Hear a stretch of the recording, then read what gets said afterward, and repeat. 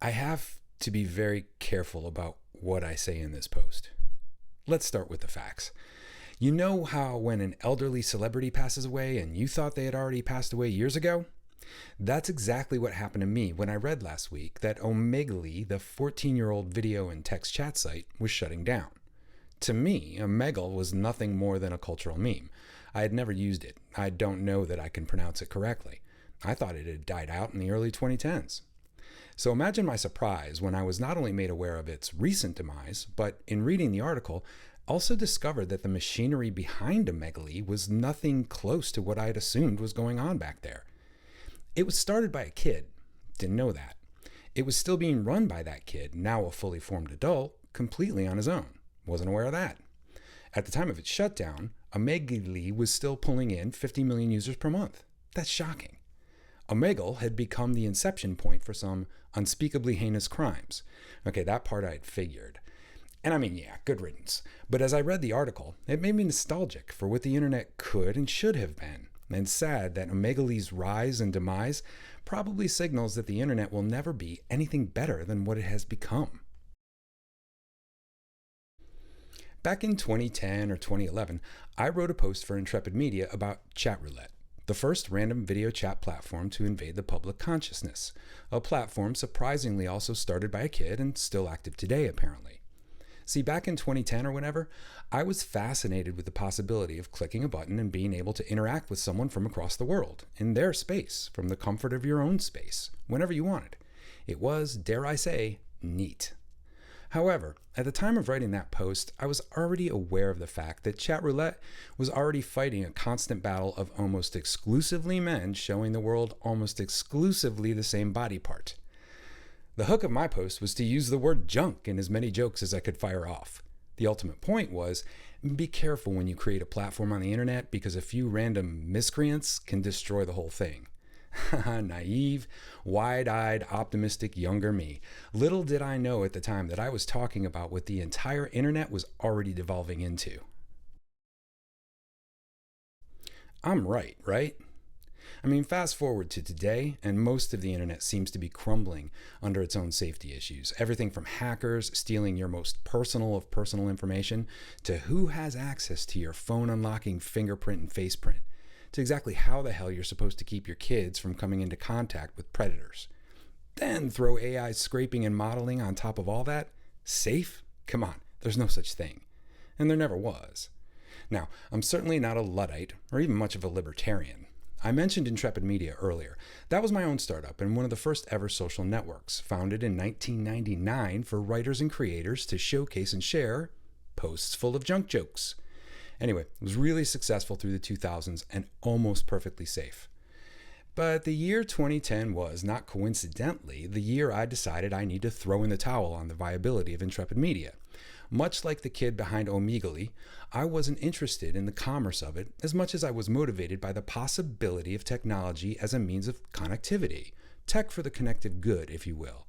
Or at least tech that doesn't put the equivalent of a junk pic in front of people who aren't specifically paying to see that. I saw what Facebook was doing. I saw what Twitter was becoming. I realized that the fight for tech for the connective good was one that had to be fought rebelliously from the inside.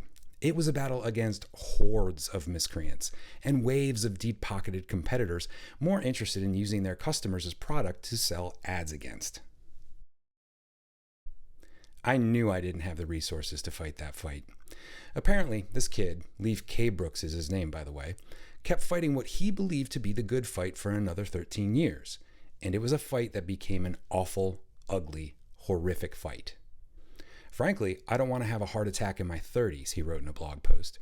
I worry that, unless the tide turns soon, the internet I fell in love with may cease to exist, and in its place we will have something closer to a souped-up version of TV, focused largely on passive consumption, with much less opportunity for active participation in genuine human connection.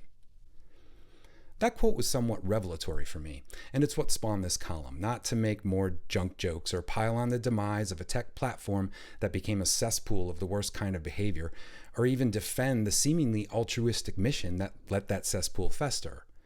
If you're interested in technology as a force for good, especially good as it relates to human connection, you have to be prepared to fight that fight, hard and for the right reasons.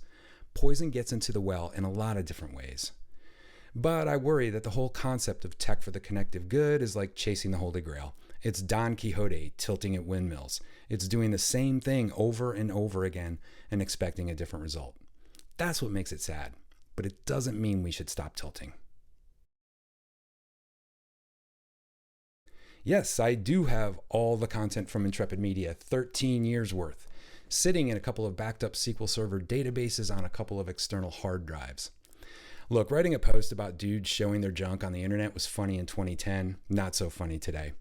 And nothing has really changed other than what we know. And I don't think this is a matter of exposing, no pun intended, the worst in human behavior as much as it is giving the worst of humans an outlet to expose themselves, pun intended. So let's talk about how this relates to you. Connection is 99% of what the internet is for. E-commerce connects consumers to goods and services. Social networks purport to connect us to one another. Tinder, Marketplace, YouTube, the whole thing is about connection. I would have guessed that Omegle and its ilk were about the dirty stuff and just trying to stay one step ahead of the law. So I was surprised to find out that, at least according to the founder, his intent was basic human connection. It went horribly but unsurprisingly wrong. The lure of connection, connecting people for profit, that's always going to be there. But the fight you need to put up to keep it safe is probably no longer worth fighting. That's my lament. So let's talk about Teaching Startup. There are hundreds of entrepreneurs who are members of Teaching Startup, and I purposefully didn't build any way for them to connect to one another, even though they keep asking me, because they are not my product. The content is the product. The lessons are the product. The questions and answers are the product. Even the connection between members and experts is limited, and this is for a reason. So there's less small talk. There's more direct to the point conversation as an answer to a question from a member.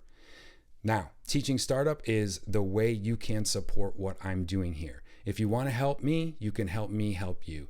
You can join teachingstartup.com. We have over 700 questions, answers, posts, and polls asked by our member community and answered by experts like me. Again, if you want to help me, you can help me help you. This is a platform with absolutely total safety, and you can do so at teachingstartup.com. I appreciate you. Go do great things.